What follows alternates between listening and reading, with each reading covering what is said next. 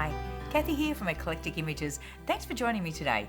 Today's card is going to be a bubbly birthday card using some watercolour paints and some of my stamps to make the bubbles. Now let's have a look at our stamps that we'll be using.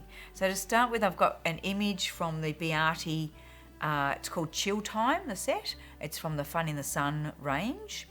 And we're just going to use the cocktail glass out of that one. Then out of Eclectic stamps, we'll be using some greetings out of both the birthday set and the numbers set. And then the circle out of the geometrics set and some of the circles out of the circles outline, which are all very similar width so that they can work together. The stamping will be with Versafine Clair Nocturne. And the colouring is going to be with the Gansai Tambi paints. Now for this, I've got the 48 set and I've picked out colours from there and already put a drop of water on them to activate them, colours that I want to use. And I've done a swatch chart on the inside of the lid so I can easily see what colours I want, and those are the ones I've got ready. Okay, so what we're going to do to start with is to make our bubbles. So what I've done is I've put a drop of water just with a pipette, just on a drop of water onto the colours that we want to use. And now I've got just a tile here next to me, and I'm going to pick up some colour off these paints and put them onto the tile. But I will need to clean my brush between because I'll get so much colour on my brush. So I will need to give that a clean between colours a bit. Now we'll pick up some of the rose madder. What can people use if they don't have a tile? Oh, just a plate, or I could use my glass mat or a Teflon mat. Any of those waterproof substrates, is that what you call them? Waterproof surfaces. So yeah, tile, plate, or one of your normal work mats. Let's grab some turquoise. Like me, I'm a work mat. You're a working mat. Okay. Now we might just see the amount of colour that's coming off my brush. And I'm giving it a bit of a rinse in some water as well. I'm just going to grab a bit more of the rose madder and just put that over this side as well. Okay. Clean the brush so that it's ready for me to do some blending because I want it to be nice and clean for that. So I'm giving the brush a squeeze as I just run it back and forward on the paper towel until it looks nice and clean. And then I'm just going to get a fresh bit of paper towel because I'll need to keep that brush clean as we work. Now, so my stamps I've got, now I'm working on the Cotton Blend cardstock, just 210 GSM. I've got the circle from the geometrics, and I've got my other two circles standing by. So what I'm going to do is just spritz that, and there's one paint mess that I created earlier. So I'm just going to spritz that to reactivate it and give this one a spritz to get it moving. And then I grab the stamp and actually, just move the paints to one side a bit, actually smoosh it around in that paint a bit, and then we pop it onto our card. And you get that, which is quite splendid, really. Let's grab another one. I might do one up here. I'll just let that rest for a moment and do some colouring, and I'll come back and add another one. So now to colour it, I'm going to tease the inside edge with my water brush, let it flow into the circle, and then I'll just clean my brush, grab a bit of water and just smoosh it and let that flood a bit. And I will need to keep turning my card around because I definitely don't want to go to the outside edge. I want all the lovely bubbly smudgy stuff coming to the inside of the card. Inside of the circle. It's not the card, it's a circle. Now if I find I'm not getting any movement, I can always pick up a bit off my palette and actually add a bit myself in there.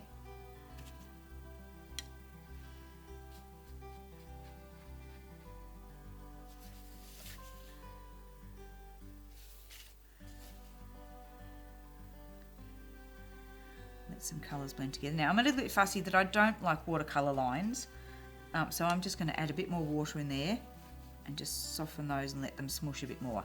That I like. If I get a bit of lines, that's okay, because that is the nature of watercolours.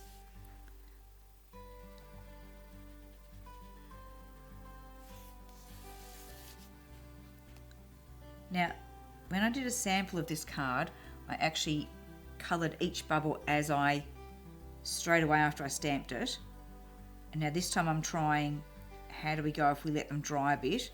And I feel it is actually better if I do the colouring as soon as I've stamped it down. So next time, rather than doing 2 bubbles at a time, I'll just do 1 and stop and colour it, just because it's a little bit harder to pick up colour. To get that, sorry, not to pick up colour, but it's a bit harder to get that colour to move if it's already started to dry. And now if I get a little bit of smudging outside the edges, I could try and tease that back a bit and just blot it out. Or I could not worry about it and just leave it be a little fun bit of bubble. That's where you attach the string to the balloon. No, it's not balloon though. Oh, it's a bubble. It's just a bubble. It's about to burst.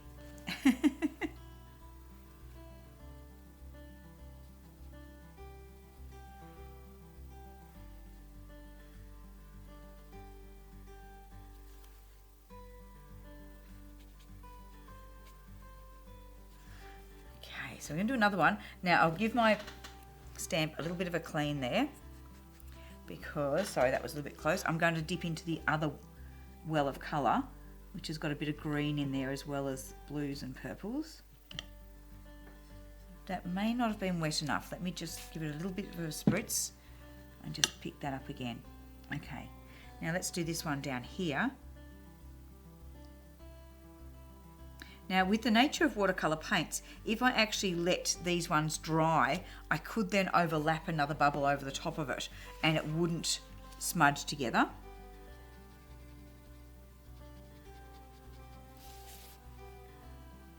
Yeah, see, that's bleeding out much easier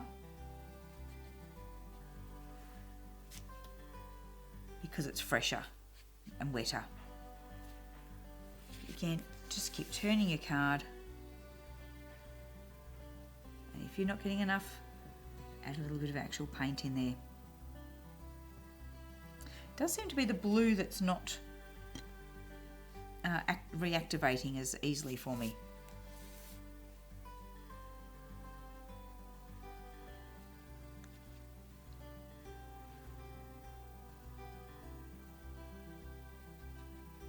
You see how I've got a line there? So I clean my brush, go rid of extra water, smudge it on and let it do a bit of bleeding in itself. Aren't they cool? I just love it.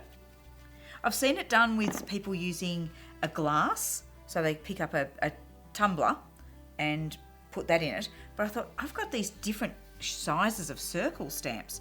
They should work really well.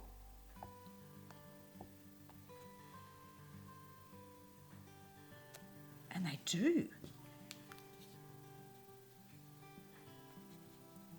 So switching now to the smallest, the smaller circle, but it's actually the largest in the circle set. So tease that out, get a bit of water and just push it into the edges. Let's do another one. We might do one of that colour combination up the top here.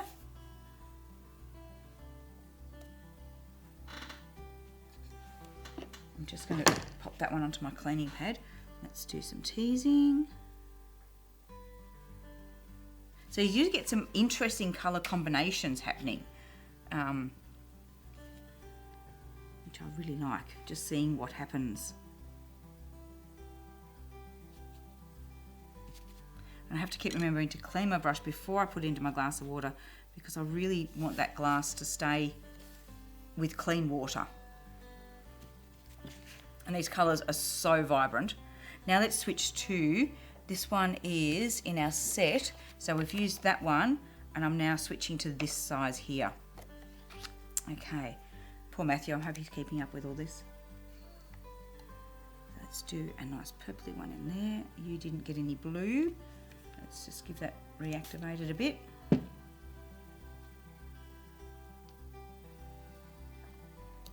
Oh, that's that's a cute one.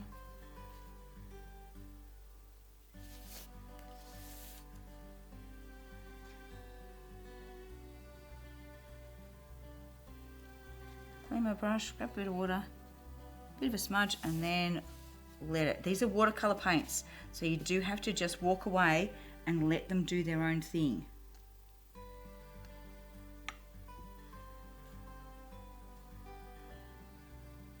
I'm going to try doing an overlap. Hopefully the underneath one is dried enough.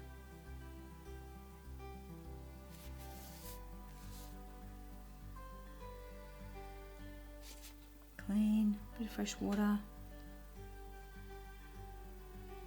So if we get a bit of a line showing through from the bubble underneath, it'll actually make it look more translucent. Now I do think we need several more of these little ones.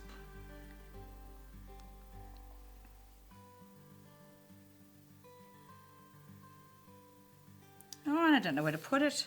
I'm sort of going to do the glass here. I need to leave a little bit of room for a greeting. Maybe we'll just go up the top there.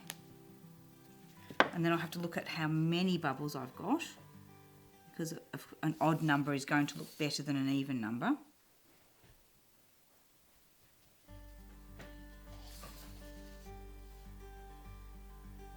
I like that. Okay.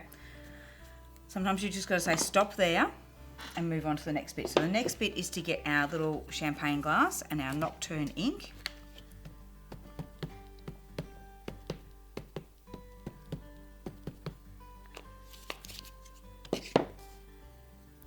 And I'll stamp that down the bottom, but on a bit of an angle so it looks a bit jaunty.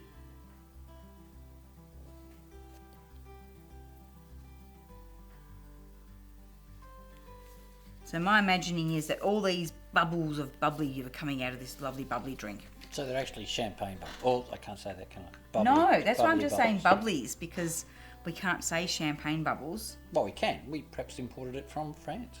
Maybe I did. From Champagne. Maybe I did. Okay, let's get a bit of colour in here. So we'll grab some yellow, and this is because I've got paint here. I can work straight off that palette that I created.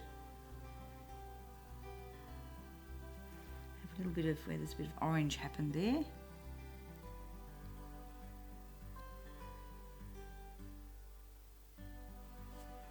Now what colour should we make our drink? What if it's shades of purple and pink?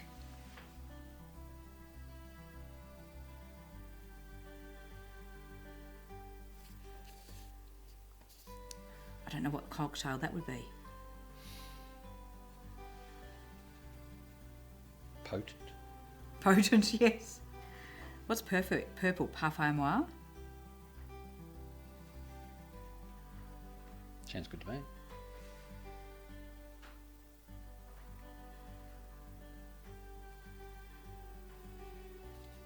Let's grab some pink. Now I think from the picture that bit around the top of the glass there is where they've put salt or sugar on the glass, so I'm going to leave that light.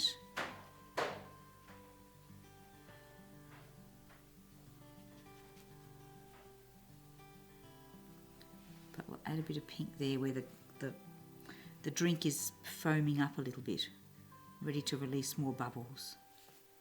Whoa, look at that. Now I'm just going to come in with my extra fine brush and just pick up a little bit of blue, just to give the glass itself a little bit of colour, but not too much. I just want to give it a hint of something.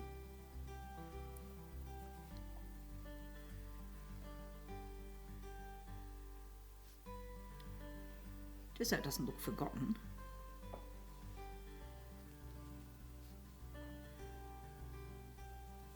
Okay, so there's our card starting to take shape.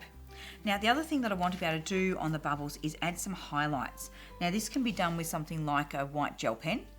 I've actually got a sample, because that needs to dry a bit. I've actually got one that I had done earlier, and I've already added some white highlights to this one. And I've done that with the Kuretake White Ink. And I like it because it gives a definite white. I do find with gel pen that it often picks up some of the underlying colour. You've almost got to do 2 layers of it. So this was nice that it stayed white, although because I put it on fairly thick, it has done a little bit of a crackle effect. So once this one's dry, I'm going to do that with the gel pen, and let us see how that looks. But while we're waiting on that to dry, let's create a background card, because we've got all this yummy watercolour just sitting on our tile, and I hate to waste things like that. So I'm going to give it another spritz, and then I'm going to get a backing bit of card and wipe it through and create some interesting patterns, and then this will get layered. Oh, it's running around the table on me. This will get layered over the top of that interesting background. So let me just dip. And we'll do another dip. So it doesn't need to, I'm looking at what effect I'm getting around the edges, because that's what's going to show. So if I've got a bit of an edge there that's not covered, let's add a bit more colour to it. And we definitely need some more across the top here. Sorry, I'm doing this facing it back towards me instead of facing it towards you. I'm going to flip this one back over this way so you can see when it comes up and see the effect. Get a bit more blue in there. Maybe get some of the greeny tones in there as well. Let's give that a bit more spritz there. We might wipe this bottom edge in that bit. Oh, that's good. So we just need a bit more on that bottom edge, I think.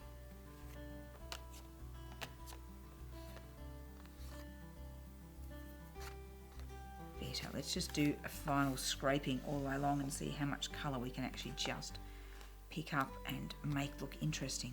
But we're starting to make mud there, so I think I've done about enough. I don't want to make total mud on the card. Okay, so we put that to one side to dry. I'll put my tile to one side and I'll come back and give that a wash in a minute. I'm not going to get more prints from that because they are starting to just bleed in together. So let's go back to this card. I might just give my heat gun. I like to let watercolours just dry, but because we need to speed this up a bit, just going to grab the heat gun.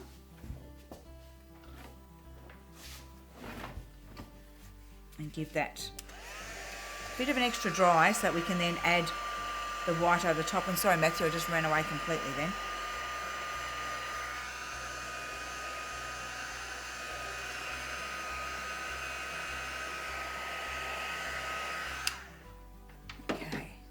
So let's try this one with the gel pen. There it is. I popped it at the front there, didn't I? Okay. So where am I going to do my highlights? That last time I did my highlights on the right-hand side. I'm going to try them on the left-hand side this time. So I've got to look for where there's a little bit of underlying colour where the highlights are going to show up.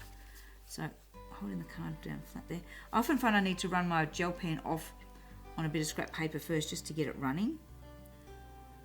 Add it, tag, and then now this one might not show a lot where the initial highlight is, but then if I drag it down here into the pink, we'll get a bit more showing. This one should be quite good. So you can do a mixture of lines, you can flick, you can do dashes and dots until you get that highlight effect. This one will show up really good. So pop a bit of ink on. But yeah, I might have to come back and just go over this again if it picks up too much of the underlying colour, because we want it to stay a white highlight.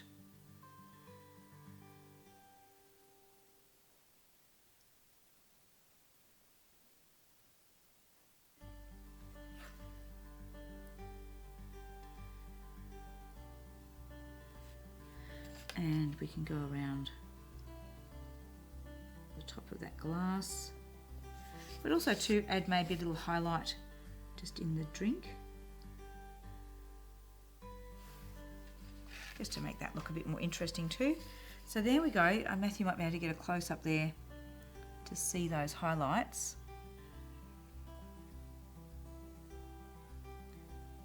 Are we picking up on them?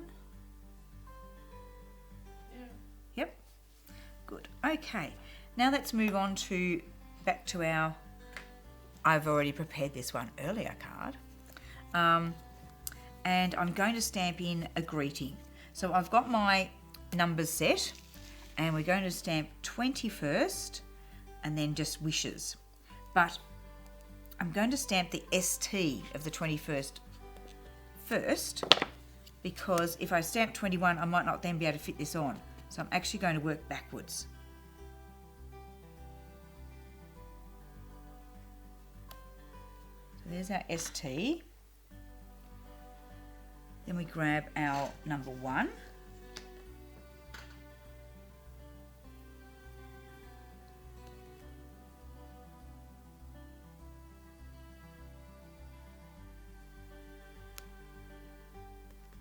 And you know how I often say, this is where a stamp platform's really good, because so many times you put so much work into your card and then you muck it up when you do the greeting. Where's my stamp platform?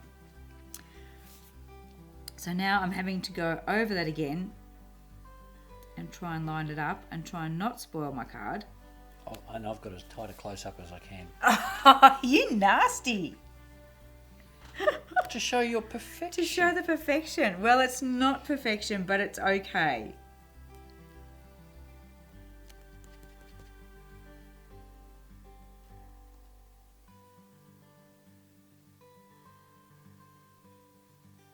Make sure I got that one stamped properly. 21st. And if it's a bit wiggly, well, that's okay. We've been drinking bubbles, haven't we? Now, I'm just going to grab the wishes stamp off the birthday set.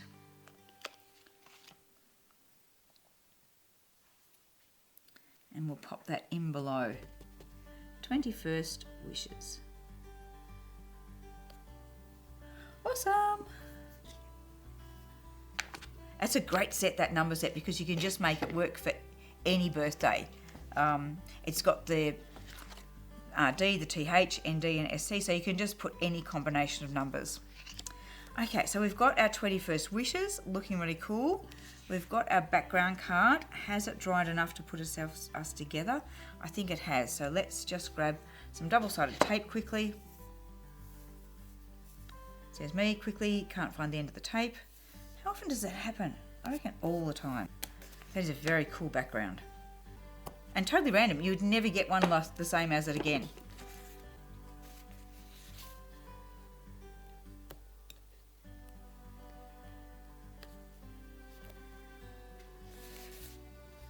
Okay. Now I'm just going to have a look at what my borders were. In fact, I'll do this with the card upside down. So I can just have a look at how much borders I've allowed. Okay. So about there.